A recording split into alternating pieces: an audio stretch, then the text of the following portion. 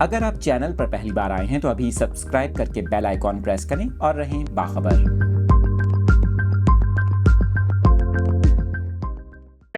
اور ابھی آپ کو بتائیں، کراچی میں شدید دھند کے حوالے سے ماہر موسمیات جواد میمن کا یہ کہنا ہے کہ کراچی میں 1-2 دن سے ہوا میں نمی کا تناسب زیادہ ہے۔ 95 سے 96% تک ہوا میں نمی کا تناسب ریکارڈ کیا گیا ہے، جبکہ شہر میں چلنے والی ہوا کی رفتار بھی 3 سے 4 کلومیٹر تھی۔